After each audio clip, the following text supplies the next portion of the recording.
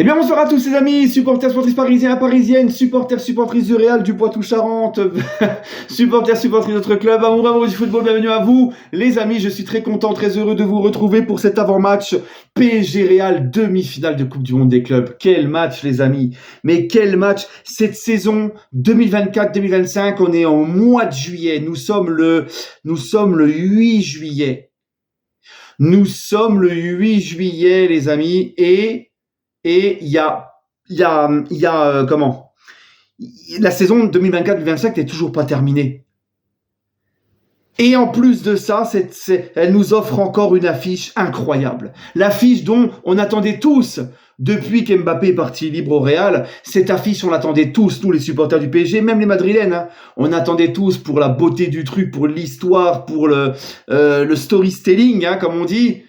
Le PSG qui affronte le Real de Kiki. Déjà qu'on a pris une première revanche sur lui, c'est-à-dire que le Boug, hein, rappelez-vous quand il était au PSG, il disait moi si je liais mon avenir à la Ligue des Champions, je serais parti déjà depuis longtemps très loin du PSG. On a à la première saison Whiskas, on gagne la Ligue des Champions en montrant au monde entier qu'on était devenu une équipe très forte collectivement, un collectif très fort, une machine collective, beaucoup plus que quand il était là, parce qu'avec lui c'est impossible, puisque je le dis, je le répète, hein, les amis, je le dis, je le répète, Mbappé, malgré tous les statistiques qu'il a, les buts qu'il va marquer, ce n'est pas un joueur de collectif. Mbappé n'est pas un joueur de collectif. Mbappé n'est pas un joueur pour un collectif. Et je le dis, moi. Et je le dis. Chialez comme vous voulez, prenez-le comme vous voulez. Je vous le dis, je l'ai toujours dit et je vous le dirai toujours. Mbappé n'est pas un joueur de collectif. Et nous, on l'a prouvé cette année. Il s'est barré, on nous promettait l'enfer. Hein, et en fin de compte, on a montré qu'on était encore beaucoup plus fort sans lui, une équipe et un collectif beaucoup plus équilibrés, et on a gagné la Ligue des Champions sans lui, pendant que lui, il arrive au Real, qui vient de gagner la Ligue des Champions, et ils ont fait une saison blanche quasiment, enfin oui, pas de saison blanche, parce que Super Coupe d'Europe contre Atalanta en été, mais sinon pas de titre majeur, pas de Liga, pas de Coupe du Roi, pas de Ligue des Champions, en étant lamentable en Ligue des Champions contre Arsenal, et voilà. D'accord? Mais là, ils sont quand même motivés, les Real. Ils sont motivés. Ils ont la possibilité de gagner ce Coupe du Monde des clubs pour essayer de sauver, entre guillemets, leur saison. Donc là, on a la possibilité. Donc déjà qu'on a déjà eu une première revanche sur lui, en gagnant la Ligue des Champions avant lui, d'accord, et sans lui.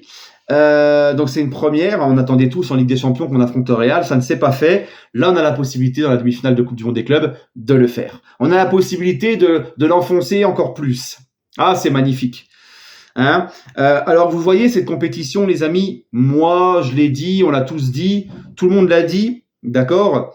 Cette compétition, on le sait, cette Coupe du Monde des clubs, c'est une compétition Afrique. C'est une compétition qui tire sur la corde physiquement des joueurs. On risque, nous, le PSG et même tous les autres clubs, hein, surtout les Européens qui l'ont joué, on risque de tirer sur la corde et risque d'avoir des blessés dans la saison prochaine qui arrive. On le sait, tout ça. On le sait que c'est vraiment... Mais malgré tout, le PSG Real de demain, je vous garantis, les gars, c'est là que tu vois quand même que c'est une compétition importante, que c'est une compétition qu'il faut absolument pas délaisser. Demain, les amis, je ne veux rien d'autre qu'une victoire. Demain, les amis, si on perd, je serai très dégoûté. Coupe du Monde des clubs ou pas, Coupe Afrique ou pas, hein, Coupe à pognon ou pas, eh ben, je vous le garantis que si on perd contre le Real, je vais avoir très mal au cul demain. Je ne veux absolument pas qu'on perde. D'autant plus que, même si le foot n'est pas une science exacte, même si le foot n'est pas des maths, que entre la théorie et la pratique, il y a plusieurs portes à franchir. Rien n'est jamais sûr dans le foot, mais je pense sincèrement que l'équipe de demain, entre le PSG ou le Real, une des deux équipes, enfin celle qui gagne le match de demain et qui va en finale, ça sera la grande favorite pour soulever la Coupe du Monde des clubs. Et moi, je ne veux pas donner ce plaisir-là au Real, et encore moins à Mbappé. Et nous, on a la possibilité, les amis, de faire ce qu'aucun club n'a fait. Gagner déjà cette Coupe du Monde des clubs sous ce format-là, ça n'a jamais existé. Donc, être les premiers, à jamais les premiers, à la remporter, cette compétition comme ça.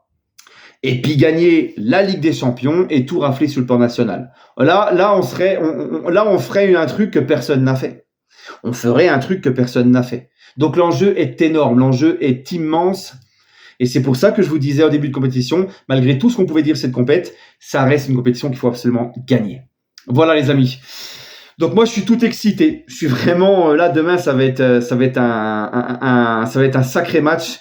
Maintenant les amis, je vous avouerai que je suis dégoûté parce que avec l'absence de Pacho, encore Lucas Hernandez, bon, c'est un remplaçant, il est pas titulaire, il a beaucoup de mal à retrouver son niveau depuis qu'il a été encore blessé au genou. C'est compliqué pour Lucas Hernandez.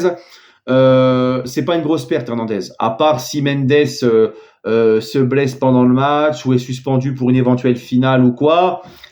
Mais normalement, Hernandez c'est moins grave que Pacho. L'absence de Pacho, les gars, c'est le taulier en défense. Pour moi, Pacho, c'est le taulier en défense. D'ailleurs, le niveau cette saison de Marquinhos, qui a retrouvé un gros niveau, qui est bien, qui a l'air d'être un peu plus dans son leadership, son état d'esprit, son mental. Il a l'air d'avoir retrouvé la confiance en lui et il a retrouvé un très gros niveau. C'est à mettre au crédit de Pacho. Parce que Pacho, je pense qu'il est très complémentaire à Marquinhos. Et Pacho, c'est un mec qui est sûr de lui, qui est fort en caractère, qui dégage aussi un gros leadership, qui ne doute pas, qu'en a dans le pantalon, qui gagne beaucoup ses duels. Et je pense que ça dégage une certaine pression aussi à Marquinhos. Les deux se complètent très bien. Donc je pense aussi que dans le retour du grand Marquinhos, Pacho, il y est pour beaucoup. Pacho, il y est pour beaucoup. Et là, demain, à la place de Pacho, ça sera Beraldo. Et Beraldo, il a du mal. Beraldo, encore une fois, comme je vous l'ai dit, c'est un défenseur central qui a les qualités d'un joueur offensif, mais aucune qualité défensive. Il est très bon dans la relance. Il est à l'aise techniquement. C'est vrai qu'il est très bon pour la relance. Il est très bon pour faire des transversales, dans son jeu de passe, tout ça. Mais en termes d'anticipation, dans les duels, c'est très, très, très compliqué. Mais rien n'empêche que demain, Beraldo peut nous faire un gros match. De toute façon, Beraldo, il faudra qu'il assure demain. Et si on se qualifie demain, il va jouer la finale parce que Pacho, il a pris 2 matchs. Lui et Hernandez, ils ont pris 2 matchs. Ah oui, ils ont pris 2 matchs. Pendant que Huysen ou Huysen ou je sais plus quoi, la nouvelle recrue du Real, qui a eu un rouge direct, lui, son deuxième, il avait déjà un jaune et le deuxième, c'est un rouge direct. Lui, il a pris qu'un match. Ben ouais, mais c'est le Real. Le Real n'est jamais jugé à la même enseigne, on le sait. D'ailleurs, demain, celui qui va nous arbitrer, l'arbitre central qui prend les décisions, c'est un mec qui est supporter du Real. On a tous vu tourner la photo où dans le vestiaire, il a un sac Real Madrid. C'est une dinguerie demain encore. Demain, les gars, vous voyez ce qu'on a subi contre le Bayern? Attendez-vous à la même chose demain. Parce que si encore tu te dis bon c'est pas grave, tous les arbitres supportent des clubs et tout, bref ils le disent pas forcément. Bon lui la photo elle a fuité, il est supporter du Real, mais ça ne les empêche pas de faire bien leur boulot et d'être neutre pendant le match et de pas favoriser leur équipe favorite. D'accord, ça n'empêche pas. Hein. Mais le problème, c'est que lui, à chaque fois qu'il arbitrait le Real, il allait toujours dans le sens du Real. Dans les trucs litigieux, il était toujours dans le sens du Real. Contre le Bayern, contre l'Atlético et tout récemment. Donc bon. Mais les amis, si on fait ce match à 11 contre 12, avec l'arbitre pour eux, ça sera à nos joueurs, les gars, enfin, faut pas se cacher derrière ça. Ça sera à nos joueurs de montrer un état d'esprit réprochable, de n'avoir pas le droit à l'erreur, d'essayer de ne pas commettre d'erreurs, d'être encore plus concentré que d'habitude, d'avoir l'envie et d'être chirurgical devant les cages et voilà. Comme on a fait face au Bayern, malgré l'arbitrage pro-Munich, pro-Bayern, on a été à 11 contre 12, après on a été à 10 contre 12, après on a été à 9 contre 12, on a tenu, pire encore, on a marqué un deuxième but à 9 contre 12. Donc voilà les gars, même si on a l'arbitre contre nous, on sait très bien que ça risque fortement d'être comme ça. Et demain, faudra batailler beaucoup plus, il faudra être irréprochable, faire très peu d'erreurs, et voilà, ça sera à nos joueurs de faire ce qu'il faut, tout simplement, voilà. Voilà les amis, il faut bien essayer que le Real, faut bien qu'on donne un petit coup de main au Real pour gagner un trophée cette saison quand même. Tiens d'ailleurs, j'ai ouï dire que Florentino Pérez, j'ai vu ça, il offre une grosse prime aux joueurs du Real, parce qu'ils en font une priorité de la Coupe du Monde des clubs, encore une fois pour sauver leur saison.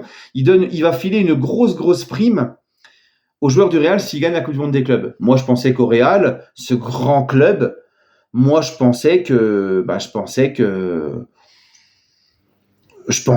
y avait juste à enfiler ce maillot pour se rendre compte qu'il faut gagner toutes les compétitions et à être exigeant, avoir la haine de la défaite, parce qu'au Real, il faut tout gagner. Non, apparemment, il faut des primes. Bon, pour les motiver. Bon, écoute. Bref, les amis. C'est comme le fameux Mbappé au Real, il va courir, c'est pas le PSG. Il court pas plus, hein. Il court pas plus, le boug. Tiens, d'ailleurs, je vais être curieux de voir parce que Ancelotti n'a pas réussi à le faire courir. Ancelotti, quand même, sacré coach, plusieurs Ligues des Champions, un monument, une légende, le panthéon des coachs. Luis Enrique, pareil, gros nom, gros coach, gros tacticien. Tout le monde du football le respecte. Il a déjà gagné la Ligue des Champions, tout ça. Il l'a regagné même une deuxième fois avec nous. Eh oui. Et ben lui aussi, Luis Enrique, lui aussi n'a pas réussi à faire courir Mbappé. Bon, la différence c'est que Luis Enrique le sortait, voilà. Mais Luis Enrique n'a pas réussi à le faire courir. Deschamps n'arrive pas à le faire courir, malgré, tu sais, le côté autoritaire de Deschamps, tout ça. On a beaucoup loué ces qualités-là chez Dédé. Ancelotti n'arrive pas à le faire courir. C'est pas Xabi Alonso, excusez-moi, qui va réussir. Il peut donner tous les discours qu'il veut, Xabi Alonso. Si l'autre décrète de ne pas vouloir courir, il ne fera rien du tout. Parce qu'il y a Don Florentino au-dessus qui va vite faire comprendre à Xabi Alonso que Mbappé, on ne le sort pas. Eh oui, parce qu'en fait, c'est pareil à l'institution Real. Ben en fait, Pérez, c'est exactement pareil que les autres. Il se vautre devant Mbappé. Eh oui, les gars. Eh oui, non. Eh oui, hein. Mais bon, bref, on verra. En tout cas, j'ai hâte. C'est pour ça que j'ai hâte aussi de voir le Real cette année, quand ça se passait, quand l'autre, il courra pas. Bref, les amis, allez, écoutez, en tout cas, moi, mon pronostic, moi, franchement, je vous dis la vérité, le Real, ça reste le Real, même si c'est pas, cette année, c'est pas foufou. Le Real, ça reste le Real, ça reste des gros joueurs. L'absence de Wissem, ça va quand même leur faire du mal parce qu'il était quand même précieux, notamment à la relance et tout. Mais sur un match comme ça, ouais, le Real, je m'en méfie drôlement. Ça va être aussi dur contre le Bayern, de toute façon. Hein, c'est une énorme équipe, c'est un énorme club. Mais je pense que le PSG, s'il joue à fond et prend ce match au sérieux, on est au-dessus du Real. Voilà. Et on a encore montré contre le Bayern. Quand le PSG est sérieux, quand le PSG, c'est très dur de battre le PSG. Moi, je vois un petit 2-1 pour le Paris Saint-Germain. Voilà. Hein, allez, prenez soin de vous, les amis, et n'hésitez pas à me donner votre pronostic, votre avis en commentaire. Sur ce, prenez soin de vous et Kiki, à demain, mon gars. Hein, c'est qui tout double demain. Soit je fais le débrief, je suis dégoûté, soit je fais un débrief déchaîné. Vous voyez déjà pourquoi je monte les lunettes. Allez, prenez soin de vous, les amis, et toujours encore, allez Paris.